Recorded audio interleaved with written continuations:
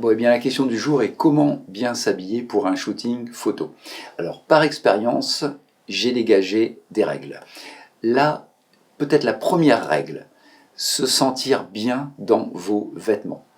Deuxième règle, il y a des couleurs qui sont difficiles à manipuler.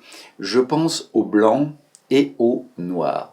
Alors, le blanc, vous l'avez peut-être déjà remarqué sur des photos de mariage, la robe peut vite se transformer en gros paquet blanc sans aucun détail. C'est particulièrement disgracieux, je trouve.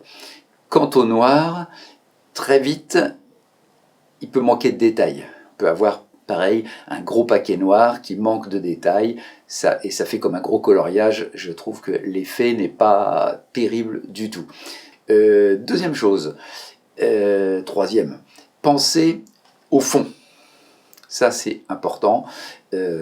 Contraste, pour ne pas vous fondre avec le fond ou fondre vos cheveux avec le fond. Ça, c'est vraiment important. Le fond qui va d'ailleurs se déterminer en fonction de vos goûts et de votre personnalité, de votre peau, de votre nature de peau, de tout ce qu'on veut, des contrastes, de ce que vous voulez obtenir.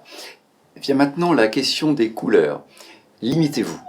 En ce qui concerne le nombre de couleurs, limitez-vous à 3 couleurs au maximum. Dernier élément concernant les groupes de personnes. Alors là, attention, attention, plusieurs choses. Il faut garder une unité. En fait, c'est très difficile parce que chacun doit être soi-même et on doit avoir une unité dans le style et dans les couleurs. Sinon, vous risquez d'obtenir un mélange un petit peu détonnant. Donc ça, c'est vraiment un exercice difficile. Le groupe, pensez à l'unité.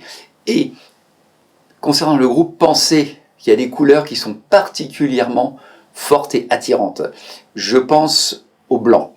Si vous avez, je l'ai vécu, alors je sais de quoi je parle, si vous avez, mettons, une quinzaine de personnes à photographier et qu'une personne porte une chemise blanche, faites très attention.